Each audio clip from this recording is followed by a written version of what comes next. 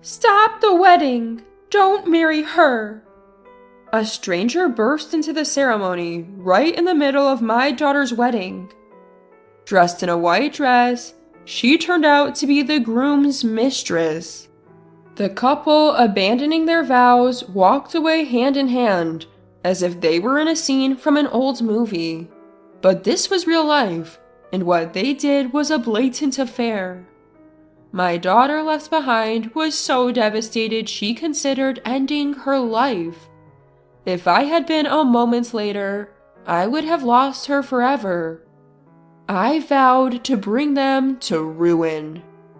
I'm Alea, 56 years old. While people my age are starting to think about retirement, I still plan to work with enthusiasm. My husband passed away early, so I raised my daughter Beatrice on my own. Beatrice is now 28, and I've been feeling sentimental watching her prepare for her wedding. Her fiancé, Bert, is a successful salesman. They met when Beatrice was a receptionist at one of Bert's major clients. She quit her job to become a housewife at Bert's request. "Quitting your job for marriage isn't trendy these days," she said, but she looked happy. Finally, the wedding day arrived. The ceremony was going smoothly, with everyone, including the parents, feeling nervous but excited. Since Beatrice doesn't have a father, I walked her down the aisle. I was thrilled when she asked me, but it was hard to hold back tears as memories flooded back. Just as the couple was about to say their vows, a loud voice interrupted. "Wait a minute!" We all turned to see the woman in the white dress standing at the entrance. The guests are taken aback by the intrusion of a stranger. I was also surprised and couldn't react. Beatrice muttered, "Maya." Apparently she knew her. "Don't marry her!" Maya shouted again. Beatrice looked at Bert, confused but also a bit angry. "Bert, what's going on? You said you broke up with Maya, that it was a one-time mistake. That's why I forgave you." "Sorry, I realize I can't be without Maya. She loves me enough to chase after me like this. I love her too." "What are you saying?" From their conversation, it was clear Maya was Bert's past mistress. Beatrice had forgiven him, thinking they had broken up, but it seemed their affair had continued behind her back. "If you love me, you'll wish me happiness," Bert said.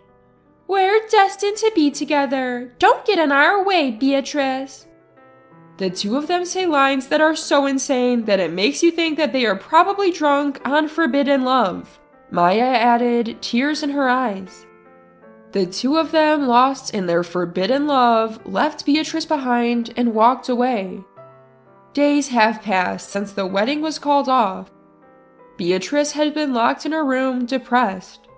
My anger towards Bert and his mistress hasn't subsided.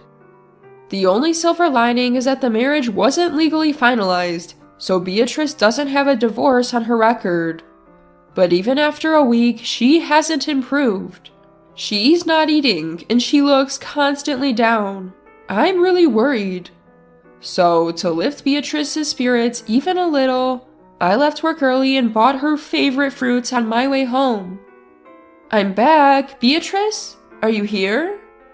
The house was eerily quiet, which made me uneasy. When I stepped into the kitchen, I found Beatrice on the floor, bleeding. A knife lay near her. "Beatrice, hold on, Beatrice!" She was still breathing but unconscious. I was frantic. I had no idea what had happened or why Beatrice was in this state. I quickly administered first aid and called an ambulance. I also called the police, thinking she might have encountered a robber. When the doctor said, "She's going to be okay, thanks to your quick first aid," I felt so relieved I almost collapsed. I was grateful for the medical staff's timely intervention. I thought all that was left was for the police to catch whoever had hurt Beatrice. But when she regained consciousness, she said, "Send the police away." "What are you talking about? If you were involved in an incident, we need to report it for your safety." "No, Mom. I did this to myself." "What?" I couldn't believe my ears. But Beatrice's downcast, tearful eyes told me she wasn't joking. "I was betrayed by Bert, even though we were about to get married. I felt pathetic for not realizing it." "But you did nothing wrong, Beatrice." "I know, but I quit my job, remember? Bert wanted me to be a housewife." Beatrice had let that man disrupt her life plans. Another reason I couldn't forgive him. Tears finally spilled from her eyes. "I don't know what to do now. I hate being a burden to you, Mom." "You're not a burden. You're my precious daughter." My heart ached seeing Beatrice unable to stop crying. My anger towards her fiancé and his mistress intensified. I had no intention of forgiving them, and now my resolve was stronger. Even if they cry and apologize, I will never forgive them. I had made up my mind, but I didn't show it for now and told Beatrice as gently as I could, "Promise me you'll never do something like this again. Beatrice, I don't mind taking care of you, but I can't bear the thought of losing you forever." Beatrice nodded slightly. "And you don't have to suffer anymore, because their lives are about to be over." Beatrice tilted her head, puzzled. I smiled at her. 3 days later, I was in a conference room at the company where Beatrice used to work. Bert and his boss, the sales manager, were about to arrive. "Today, I'll settle this. Be prepared." The sky outside the window was clear and uplifting. It felt like even the sky was cheering me on. Soon, Bert and the sales manager entered the room. "What? Why are you here?" Bert was shocked to see me, which was understandable. He had been summoned by an important client for an important discussion, only to find me there. "Hey, don't be rude." "But boss, she's an outsider." The sales manager scolded Bert, who looked increasingly confused. "An outsider, you say? This person is?"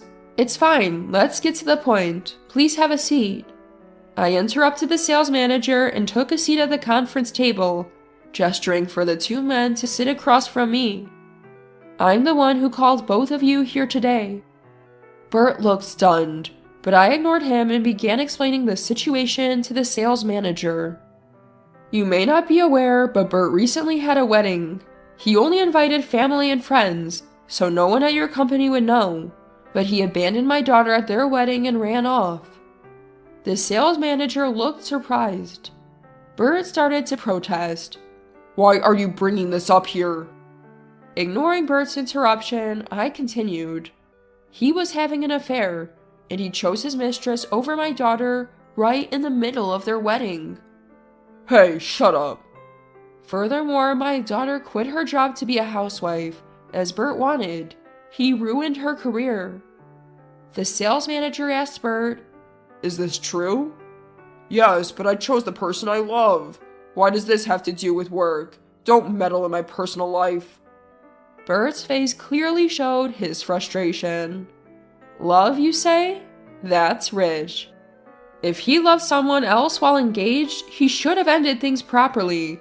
Otherwise, he's just a cheater. My daughter was left alone in front of many guests at the wedding and suffered greatly. "You barged in here and spilled all this? What's your deal? This is business interference." Bert was so focused on yelling at me, he didn't notice the sales manager's face turning pale. I gestured for the sales manager to hold off on scolding Bert. This is about business. "What? How is?" The real issue is this. I don't want to do business with someone who treated my daughter, Beatrice, like that. I want to terminate our contract. "What authority do you have to—" "Wait, did you say daughter of the president?" Bert seemed to finally grasp the situation and was stunned. The truth is, this company was left to me by my late husband, the former president. I took it over after his passing. I've worked hard to build the company, carrying on my husband's wishes. Neither Beatrice nor I had told Bert that she was the president's daughter, but it wasn't a secret. Many executives from our company were at the wedding. If Bert had been genuinely involved in planning the wedding, he would have noticed. His ignorance proved that he had no real interest in Beatrice. The executives who witnessed the fiasco at the wedding were also starting to question his behavior. That's why not just me, but all the executives have lost trust in you. But that was private. Let's not mix business and personal matters, okay? So anything goes in private? Bert clung to that argument, so I glared at him. Even a marriage is a kind of contract between two people. If someone who betrays that is in sales, how can we trust any contract with him? I sighed dramatically. Realizing he had no way out, Bert's face turned pale. I'm sorry. Please forgive me. I beg you. Bert quickly got off his chair and prostrated himself on the floor. But what meaning does an apology have when it's not out of guilt for Beatrice, but just a performance to save himself? I never intended to forgive him in the first place. We will terminate our contract with your company, and as long as he's there, we won't renew it. What does that mean for my position? I didn't even look at Bert as I made my declaration to the sales manager. Stunned, Bert must realize his days as a top salesperson are over. Besides, since that wedding fiasco, my team and I have been in talks with other companies. So cutting ties with Bert's company won't be an issue for us, but it will be a significant blow to them. I can easily imagine what will happen to Bert, who caused all this. Also, I had an investigation done on his mistress. Turns out she's not someone who would make him happy in the long run. By the way, I thought you should know. Her name is Maya, right? Did you know she doesn't work? Yet she seems to spend a lot of money and even has debts. What? What are you talking about? As I suspected, Bert knew nothing and looked shocked. Maya is with Bert because he has a stable income and is willing to spend it on her. She's after his money. If Bert loses his job, or even just sees a decrease in income, both will struggle financially. They're not the type to support each other through hard times, so a breakup is inevitable. And one more thing. Do you know that Maya is pregnant?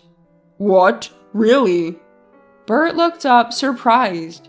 Clearly, he didn't know. From his slightly happy expression, I could tell.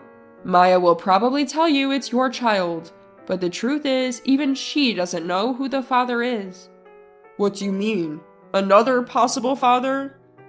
She has too many possibilities, it seems. What was all that talk about destiny when she lured you away during Beatrice's wedding? She probably didn't want to let go of a man who gives her money. You're lying.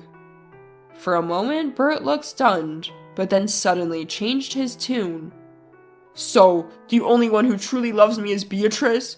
I'll get back with her. So, President, please continue the contract.